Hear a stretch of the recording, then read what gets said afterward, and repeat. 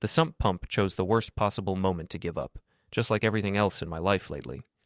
Water seeped across the basement floor while I wrestled with corroded pipes and rusted bolts. Above me, Martha's voice drifted through the floorboards, that fake, sugar-sweet tone she reserved for her important calls. "I just need time to figure myself out, you know?" She giggled into her phone. "As things are so complicated right now." I froze, wrench in hand. Martha never giggled. Not anymore. Not for me, anyway. "My name's Jake Morrison, and I've been fixing broken things for 23 years. Computers, networks, marriages. Turns out I'm better with the first two. I run a small IT business here in Millbrook, Massachusetts. Population 47,000, and shrinking.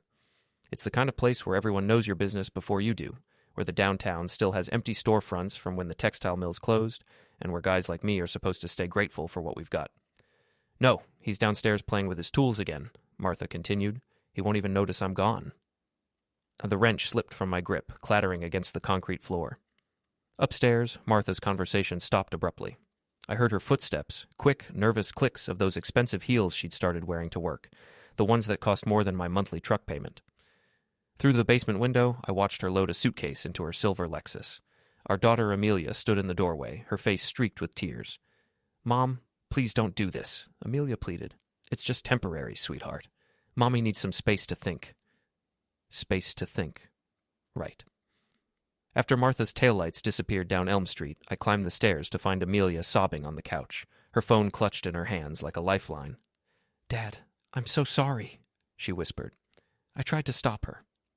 I sat beside my 21-year-old daughter, this brilliant kid who was supposed to be worried about college finals, not her parents' imploding marriage. "It's not your fault, kiddo."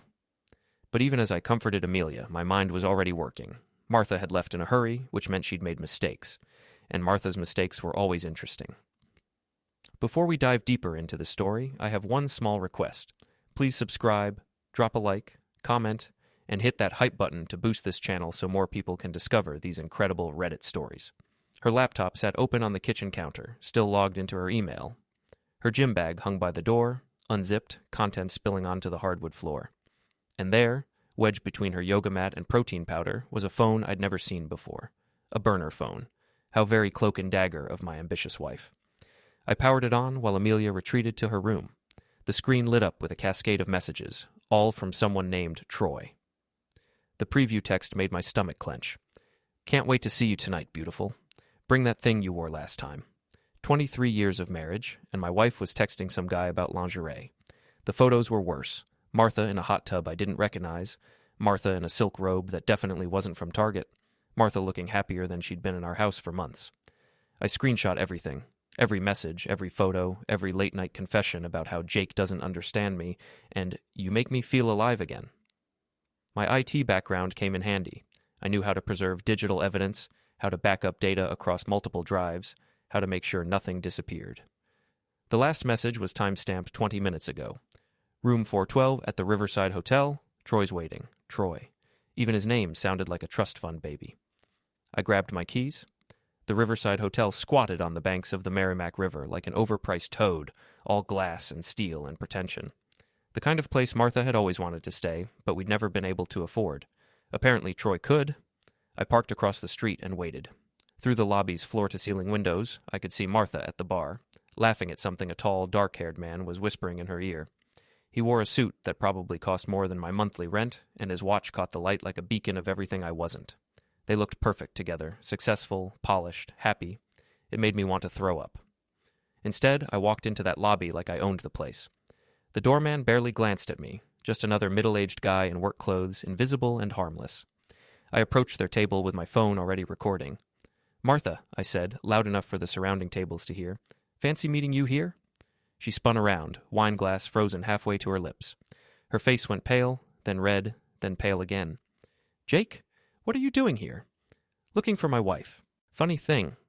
She said she needed space to think, but it looks like she's thinking pretty hard about this guy." I nodded toward Troy, who was trying to disappear into his chair. "You must be the famous Troy. I've read so much about you." Troy straightened up, puffing out his chest. "Look, buddy, I don't know what you think you know. I know you like hot tubs. I know Martha looks great in silk. And I know you both think I'm too stupid to figure it out." I held up the burner phone. "But I've got screenshots of everything, Troy. Every dirty message, every photo, every plan you two made behind my back.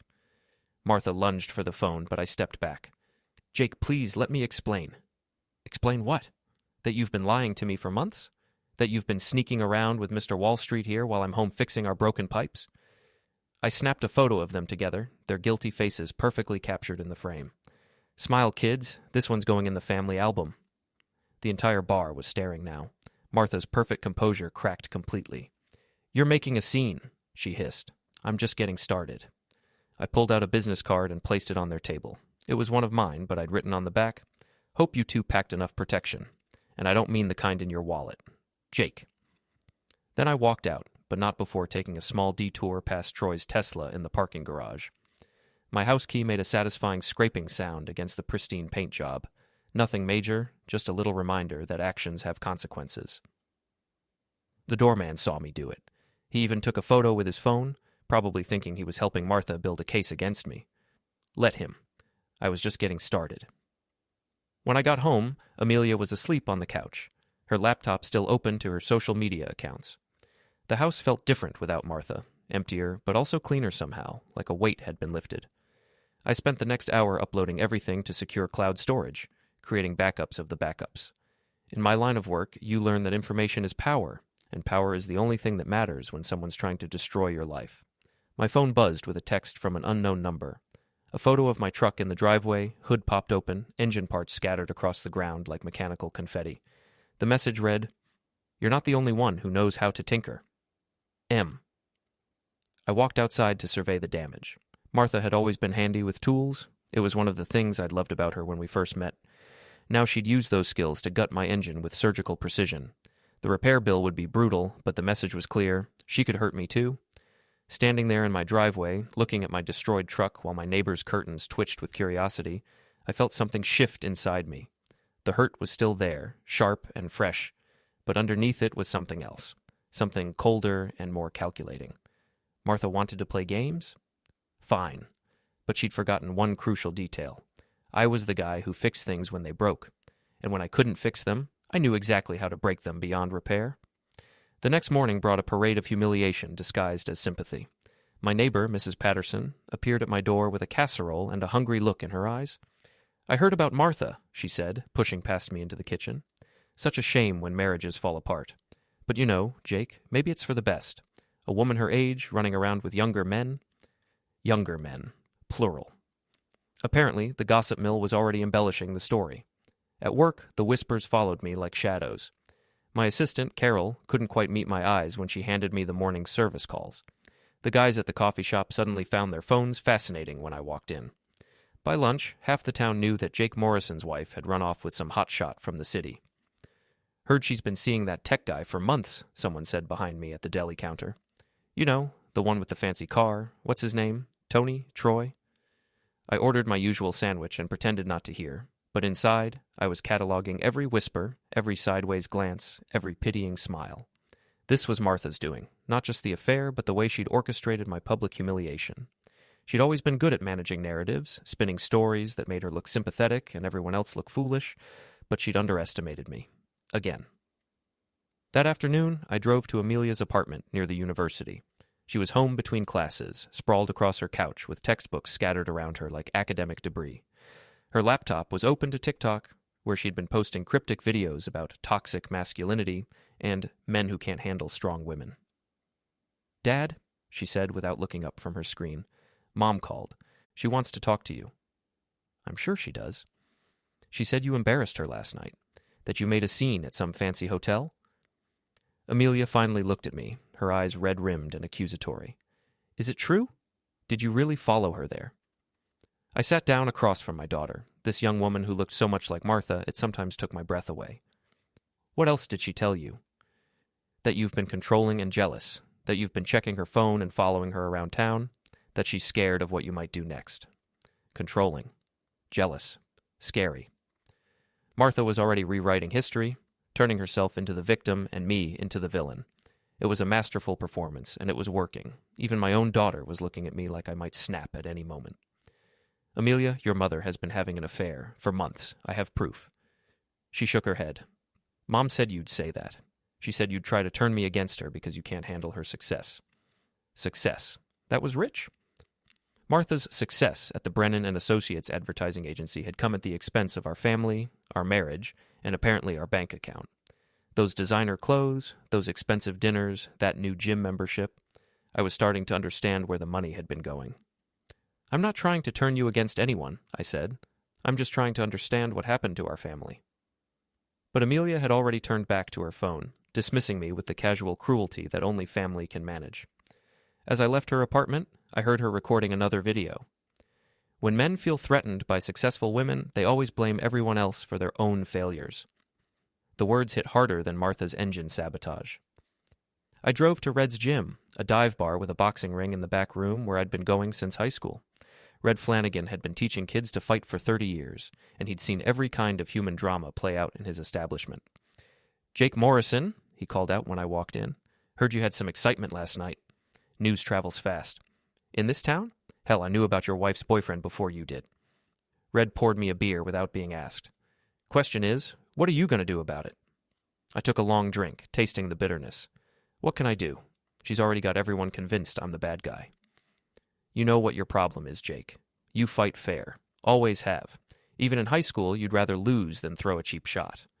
Red leaned across the bar, his scarred knuckles rapping against the wood.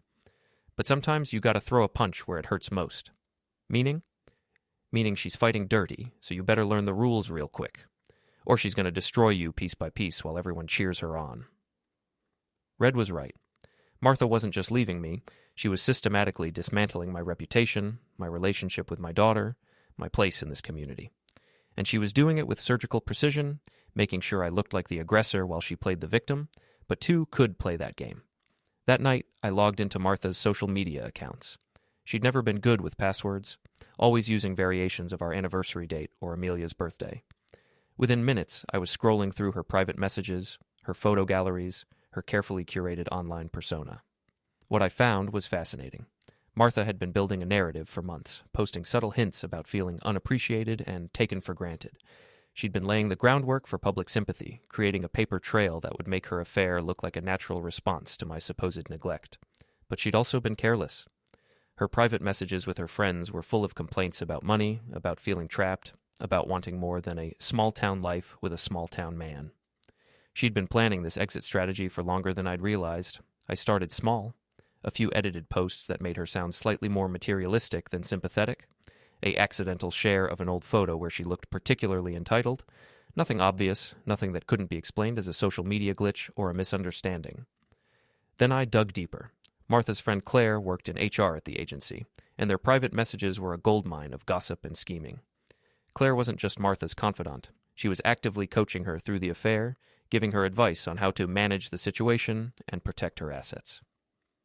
"Make sure you document everything Jake does wrong," Claire had written. "We need to build a case that he's unstable, jealous, maybe even dangerous." Dangerous. They were planning to paint me as a threat, a man so unhinged by his wife's success that he might resort to violence. It was a perfect strategy. Who would question a successful woman's fear of her bitter, blue-collar husband? But they'd made one crucial mistake. They'd underestimated exactly how unstable I could become. The next evening was Amelia's cousin's birthday party at Martha's sister's house. I wasn't technically invited, but I wasn't technically uninvited either. I showed up with a gift and a laptop bag, playing the role of the concerned father who just wanted to support his family. Martha was there with Troy, introducing him as her friend from work. He looked uncomfortable in his expensive casual wear, like he was slumming it with the middle-class relatives. Martha looked radiant, glowing with the confidence of a woman who thought she was winning. "Jake," she said when she saw me, "I didn't expect you to come." "Wouldn't miss it. Family's important, right?" The party was in full swing when I volunteered to help with the slideshow of birthday photos. "I'll just connect my laptop to the TV," I offered. "I've got some great pictures of Amelia from when she was little." What I actually had was a carefully edited collection of Martha's private text messages and photos with Troy, formatted to look like a family slideshow. When the images started appearing on the 65-inch television, the room went silent. There was Martha in Troy's hot tub, Martha in that silk robe, Martha writing things about her husband that no wife should ever put in writing. "Oh my God," someone whispered. Martha lunged for the laptop, but I was already disconnecting it. "Bluetooth's a witch, isn't it?" I said loudly. Technology just has a mind of its own sometimes. The room erupted. Martha's sister started screaming. Her parents stormed out. Troy tried to explain, then gave up and fled to his Tesla. Amelia stood in the corner, filming everything with her phone, her face a mask of shock and betrayal. "You planned this," Martha hissed at me as chaos swirled around us. "You did this on purpose." "I just brought some family photos," I said. "How was I supposed to know your phone would sync to my laptop?"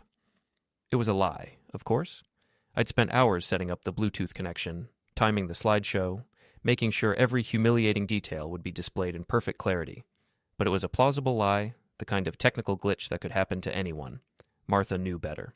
Her eyes were full of rage and something else, fear. She was starting to understand that I wasn't going to roll over and accept my role as the discarded husband. "This isn't over," she said. "No," I agreed. "It's not." I drove home feeling lighter than I had in months. The house was still empty, still echoing with the ghosts of our failed marriage, but it felt like mine again. I'd drawn first actual revenge, and it had been satisfying in a way I hadn't expected. But when I pulled into my driveway, I knew Martha's retaliation would be swift and brutal. The windows of my home office were smashed, graffiti spray-painted across the siding. "Loser" in red letters 3 feet tall. My business sign had been torn down and thrown into the neighbor's yard, and there was more. My phone was ringing with calls from clients, all of them canceling their service contracts. Someone had filed a complaint with the Better Business Bureau, claiming I'd been embezzling money and harassing customers. The accusations were false, but the damage to my reputation would take months to repair. Martha wasn't just fighting back. She was trying to destroy my livelihood. I stood in my vandalized driveway, surrounded by the wreckage of my professional life, and realized that Red had been right. This wasn't a fair fight. It never had been. Martha had been planning this campaign for months, building her case, gathering her allies, preparing for war. But she'd made one crucial miscalculation. She thought I was the same man who'd spent 23 years trying to make her happy, trying to be the husband she wanted, trying to fix our broken marriage with patience and compromise. That man was gone, and the one who remained was about to show her exactly what a small-town guy could accomplish when he stopped playing by the rules. The police showed up at 7 a.m., just as I was surveying the damage to my office windows. Officer Martinez looked embarrassed as he explained the situation. "We got an anonymous tip about possible embezzlement, Jake. I'm sorry, but we have to check it out." Anonymous tip. I almost laughed. "Let me guess. Someone claimed I've been stealing from my clients? Look, I know you're good people. We went to high school together. But there's paperwork involved, procedures to follow. The complaint mentions specific amounts, dates, client names. I let Martinez and his partner search my office, knowing they'd find nothing because there was nothing to find. But the damage was already done. Mrs. Patterson was peering through her curtains, and I could see other neighbors gathering on their porches, whispering behind their coffee cups. By the time the police left, my phone was buzzing with calls from remaining clients. Word traveled fast in Millbrook, and nobody wanted their IT guy to be under investigation for theft. Martha's counterattack was more sophisticated than I'd expected. She wasn't just trying to hurt me, she was systematically destroying my ability to fight back. No income meant no resources, no reputation meant no allies. It was a masterful strategy. But she'd forgotten that I'd been building computer networks for 20 years. I understood systems, connections, vulnerabilities. And every system had a weak point. Martha's weak point was her ambition. I spent the morning researching Brennan and Associates, diving deep into their client list, their recent campaigns, their corporate structure. What I found was interesting. The agency had been struggling lately, losing major accounts to bigger firms in Boston. They needed a big win, something to put them back on the map. Enter Troy Whitman, founder of a tech startup called Innovate Tech Solutions. According to the business journals, Troy's company was preparing for a major product launch, and they were looking for an advertising partner. The contract would be worth millions to whatever agency landed it. Suddenly, Martha's affair made perfect sense. She wasn't just cheating on me, she was positioning herself for the biggest career opportunity of her life. Troy wasn't her lover. He was her ticket to the big leagues, which meant he had just as much to lose as she did. I drove to Troy's office building, a gleaming tower downtown that screamed new money and venture capital. The lobby directory listed Innovate Tech Solutions on the 32nd floor, right next to a law firm and a hedge fund. Troy was definitely moving up in the world, but every successful man has secrets, and secrets leave digital footprints. I spent the afternoon in my truck across the street from Troy's building, using my laptop and a high-gain antenna to scan the wireless networks. Corporate security was better than it used to be, but most executives still use personal devices for personal business, and personal devices were often poorly secured. Troy's phone showed up on the Wi-Fi scanner around 3 p.m. From there, it was a matter of patience and technical skill. I didn't hack anything, that would be illegal. But I did monitor the public information his phone was broadcasting, the metadata that most people don't even know exists. What I found was a gold mine. Troy wasn't just married. He was married to someone important. Rebecca Whitman, daughter of a prominent Boston family, board member of several charities, the kind of woman who appeared in society magazines and fundraising galas. More interesting was Troy's location data. His phone had been pinging cell towers all over the city, creating a digital map of his movements, and those movements included regular visits to an address I recognized, Claire's apartment, Martha's best friend Claire, the HR manager who'd been coaching Martha through her affair. Apparently Troy had been getting coaching of his own. I sat in my truck, staring at the data on my laptop screen, and felt pieces of the puzzle clicking into place. This wasn't just an affair. It was a conspiracy. Martha, Troy, and Claire had been working together, using the affair as cover for something bigger. But what? The answer came when I cross-referenced the timeline with Brennan and Associates' client proposals. Martha had been feeding Troy inside information about competing bids, giving his company an unfair advantage in the selection process. In return, Troy was guaranteeing that Martha would be the lead account manager when Innovate Tech signed with Brennan. It was corporate espionage disguised as romance. And Claire, with her access to HR files and employee records, had been helping them cover their tracks. I had them, but I needed more than suspicions and circumstantial evidence. I needed proof that would hold up under scrutiny, something that would destroy all three of them simultaneously. The opportunity came 2 days later. Brennan and Associates was hosting their annual client appreciation party at the Riverside Hotel, the same place where I'd confronted Martha and Troy. It was a chance for the agency to schmooze potential clients and show off their success. I wasn't invited, of course, but I didn't need an invitation. The party was on the rooftop, 30 floors above the city, with a view of the river and the lights of downtown.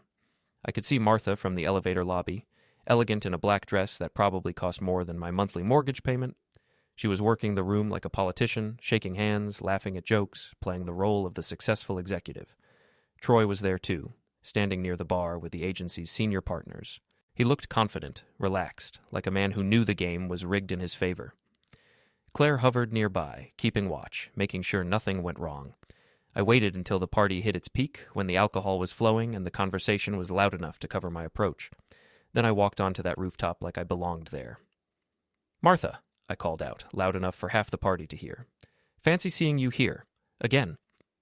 She spun around, her face cycling through surprise, anger, and fear in rapid succession. "Jake, you can't be here. This is a private event." "I'm not staying long. I just wanted to congratulate Troy on his upcoming contract." I turned to face him, raising my voice so the agency partners could hear every word. Must be nice having inside information on all the competing bids. Troy's confident smile faltered. "I don't know what you're talking about." "Sure you do. Martha's been feeding you details about every proposal Brennan receives. Budgets, strategies, client preferences, all the information you'd need to underbid your competition." I pulled out my phone, showing him screenshots of Martha's email history. "It's all right here, Troy. Every message, every file transfer, every piece of stolen information." The rooftop went quiet. I could feel dozens of eyes watching us. Could see the agency partners moving closer to hear what came next. "That's ridiculous," Martha said, but her voice was shaking. "Jake's been harassing us for weeks. He's obsessed, unstable. Unstable enough to hack into your email accounts, to track your phone calls and meeting locations, to document every single instance of corporate espionage." I held up a thick folder. "Because that's what this is, Martha. Not an affair, espionage. You've been selling out your own agency to impress your boyfriend." Troy tried to grab the folder, but I stepped back. "Easy there, Troy. Wouldn't want to assault someone in front of all these witnesses." "You're bluffing," he said, but sweat was beading on his forehead. "Am I? Then you won't mind if I share these documents with the Massachusetts Attorney General's office, or the Better Business Bureau, or your wife, Rebecca." Troy's face went white. "You don't know anything about my wife." "I know she's got a trust fund worth about $50 million. I know she's very active in Boston society. And I know she has no idea that her husband's been sleeping with 2 different women while using corporate espionage to build his business." I smiled at him. "Want to bet on how she'll react when she finds out?" Claire tried to intervene. Jake, you're making a terrible mistake. Martha's done nothing wrong. Martha's done nothing wrong. She's been committing corporate espionage, adultery, and conspiracy, and you've been helping her every step of the way. I turned to face Claire directly. Did you really think I wouldn't figure out that you've been coaching both of them? That you've been using your HR access to cover their tracks? The agency partners were conferring in urgent whispers. I could see them adding up the implications, calculating the damage to their reputation, their client relationships, their legal exposure. This is harassment, Martha said desperately. Jake's been stalking us, threatening us. Have I threatened anyone? I don't think so. I've just been sharing information, public information, the kind of information that tends to come out during divorce proceedings and criminal investigations. I walked to the edge of the rooftop, looking out over the city lights. You know what the funny thing is, Martha? You always said I wasn't ambitious enough, that I was content with my small business and my small-town life. But you were wrong. I turned back to face the crowd. I'm ambitious enough to destroy 3 careers in one night. I'm ambitious enough to turn your perfect plan into a public disaster. And I'm ambitious enough to make sure everyone in this city knows exactly what kind of people you really are. Troy made one last desperate play. You can't prove any of this. It's all circumstantial. Is it? I pulled out a small recording device. Because I've been recording this entire conversation, and in Massachusetts, that's perfectly legal as long as one party consents. I smiled. I consent. The recording device had been running since I walked onto the rooftop, capturing every denial, every threat, every admission. But more importantly, it had captured their reactions. The fear in their voices, the panic in their eyes, the way they'd tried to silence me instead of simply denying the charges.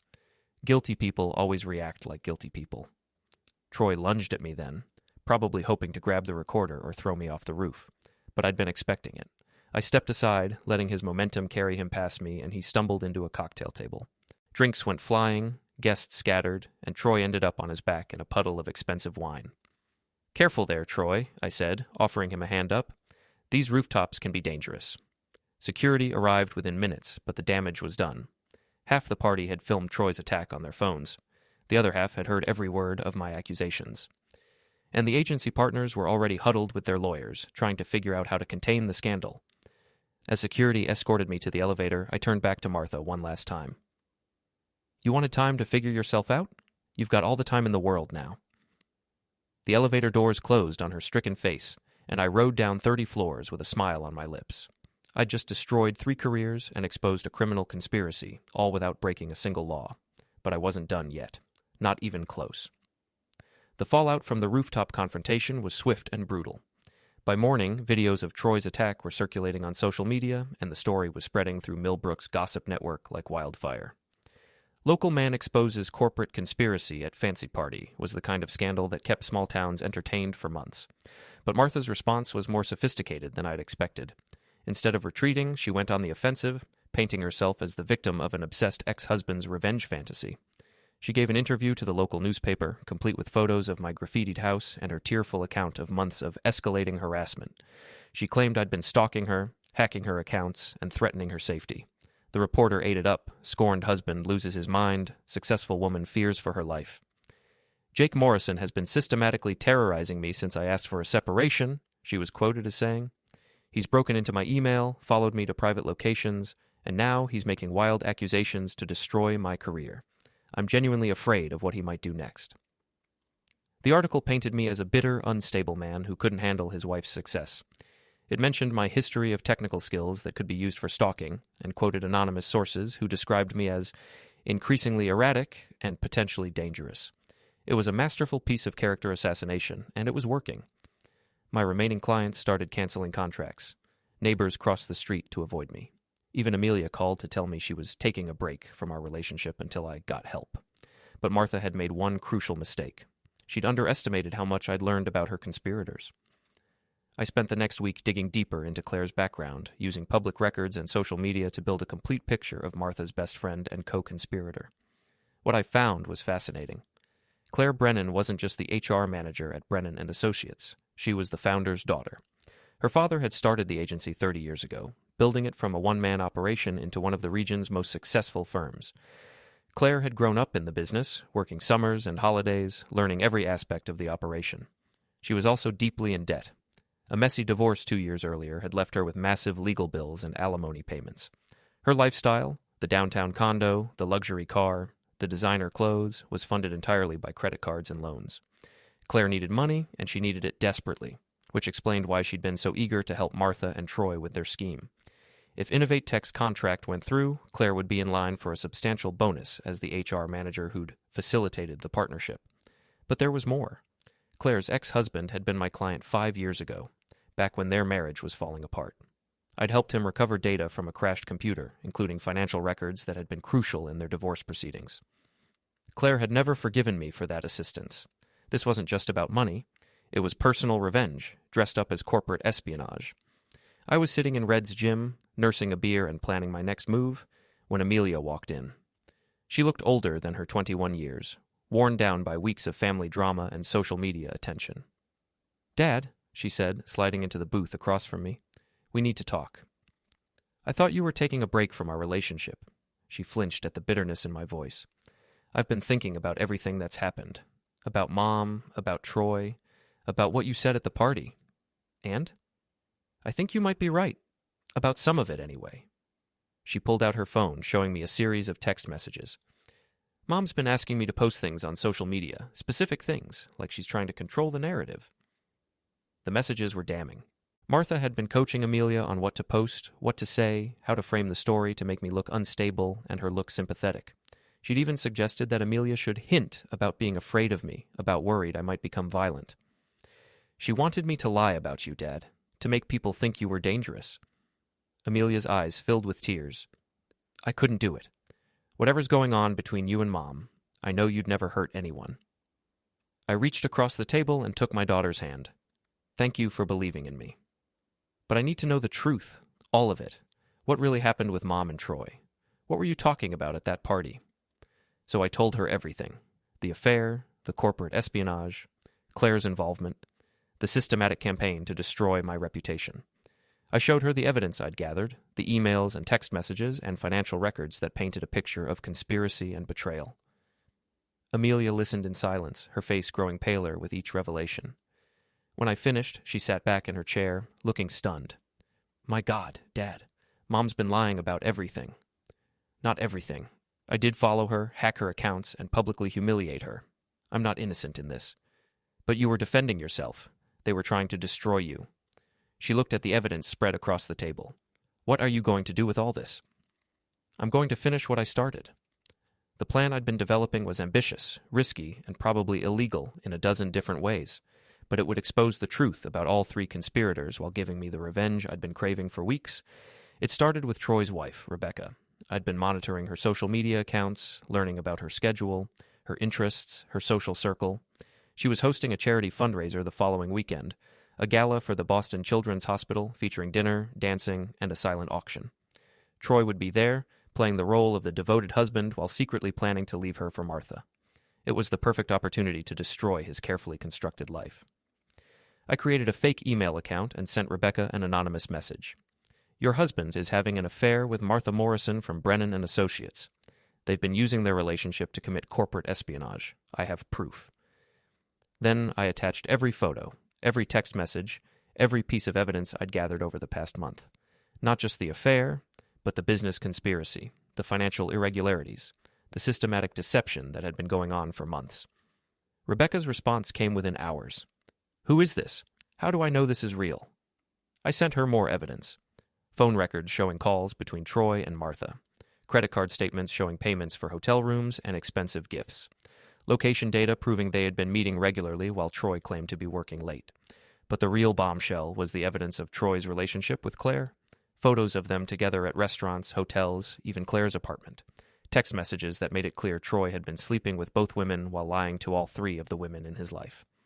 Rebecca's final message was short and devastating. "Thank you for opening my eyes. Troy will be hearing from my lawyers." Phase 2 involved the Massachusetts Attorney General's office.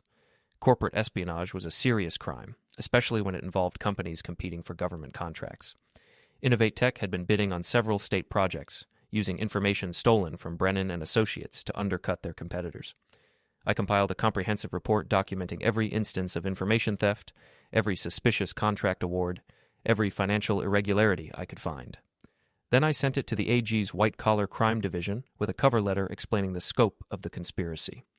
The investigation would take months, but the mere fact of an investigation would destroy all 3 careers immediately. No company would hire executives under criminal investigation. No agency would trust employees who'd been accused of espionage. Phase 3 was the most personal. Claire had been the mastermind behind the campaign to destroy my reputation, the puppet master pulling Martha's strings. She deserved special attention. I spent days studying her routine, learning her schedule, identifying her vulnerabilities. Claire was proud, ambitious, and desperate to maintain her lifestyle despite her financial problems. She was also careless with her digital security. Her laptop connected to the coffee shop Wi-Fi every morning at 8:15 when she stopped for her usual latte and croissant. The Wi-Fi was unsecured, and her laptop was configured to automatically sync with her cloud storage accounts.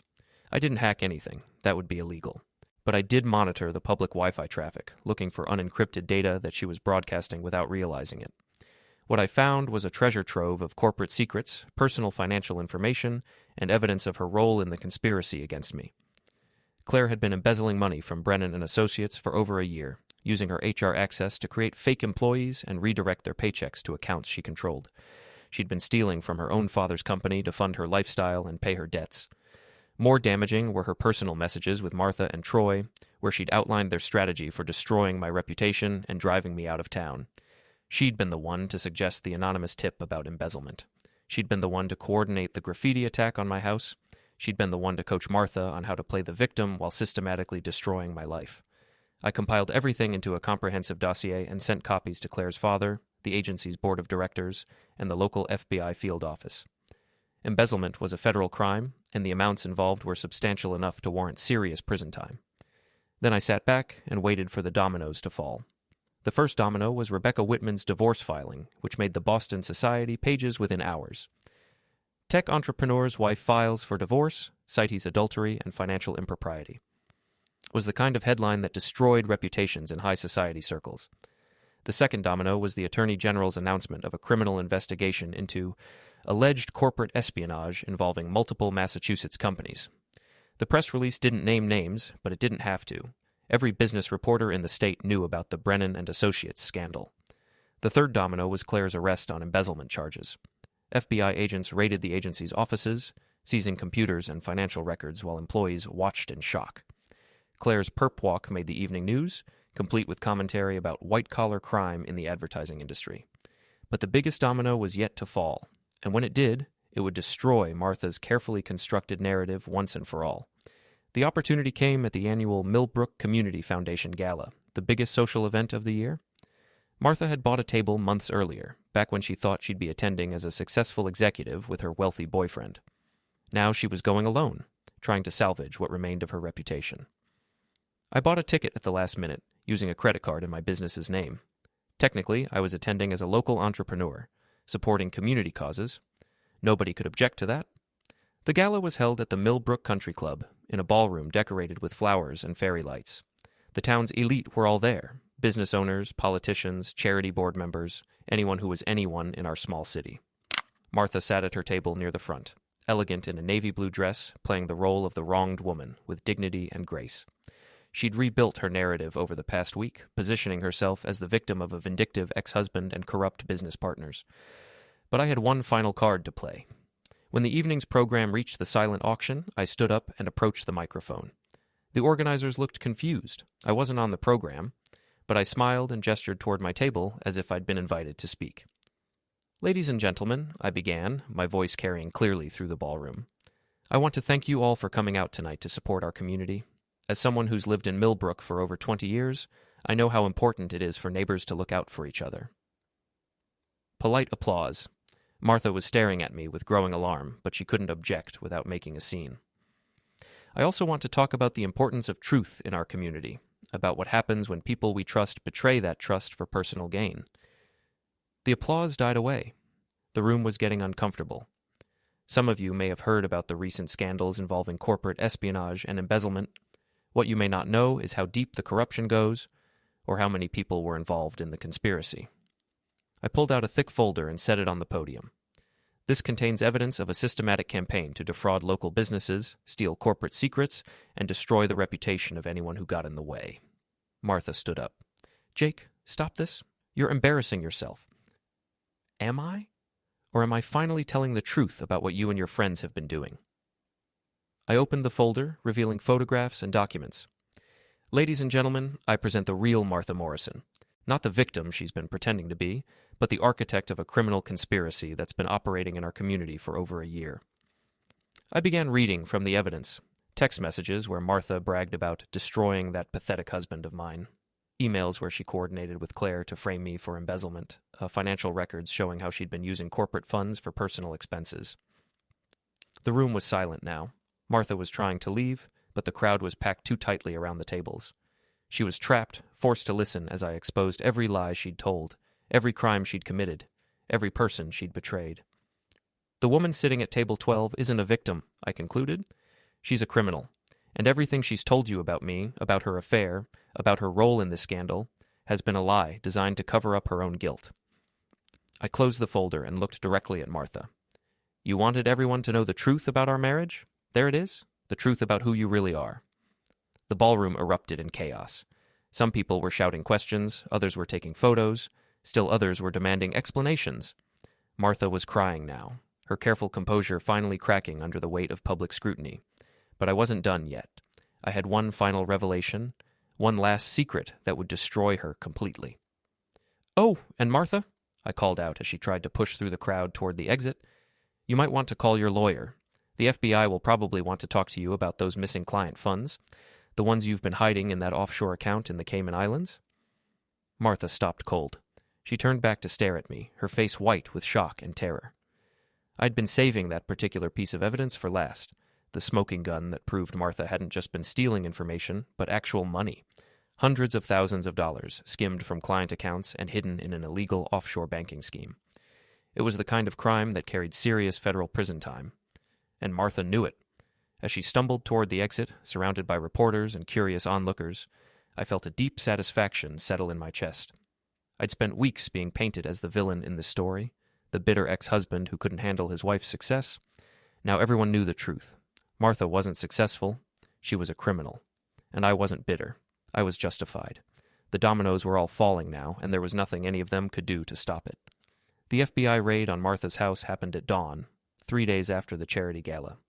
I watched from my kitchen window as agents carried out boxes of documents and computer equipment, while Martha stood on the lawn in her bathrobe, looking smaller and more vulnerable than I'd ever seen her.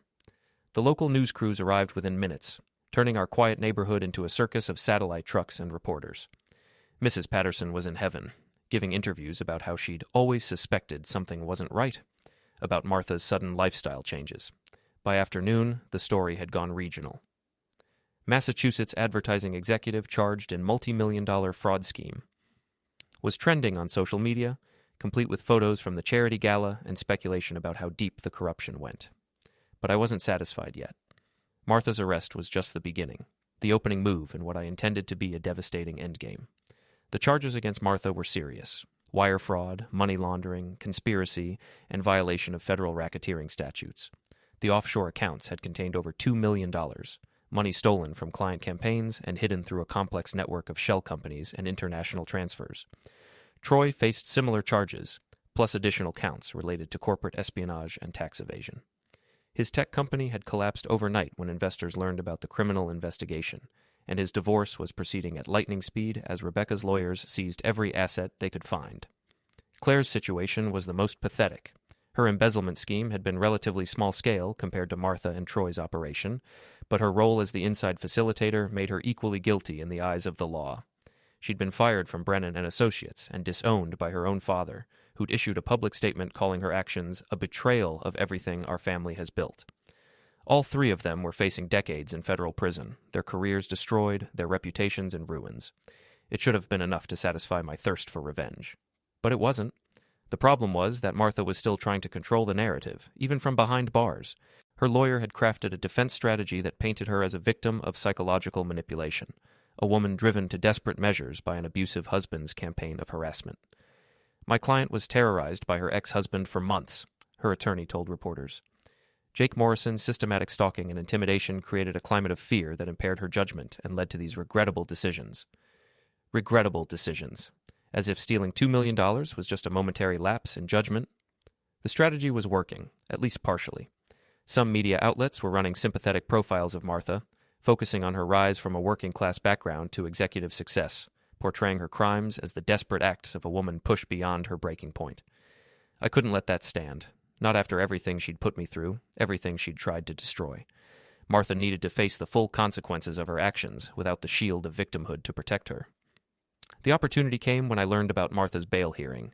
Her lawyer was arguing for house arrest instead of detention, claiming that Martha posed no flight risk and had strong community ties. The judge was reportedly sympathetic, especially given the defense's portrayal of Martha as an abuse victim. I couldn't testify at the hearing. I wasn't a party to the criminal case, but I could make sure the judge had access to information that Martha's lawyer would prefer to keep hidden. I spent 3 days compiling a comprehensive dossier of Martha's crimes, going far beyond what the FBI had uncovered. Using my technical skills and access to public records, I traced every fraudulent transaction, every hidden account, every lie she'd told to cover her tracks. What I found was staggering. The offshore accounts were just the tip of the iceberg.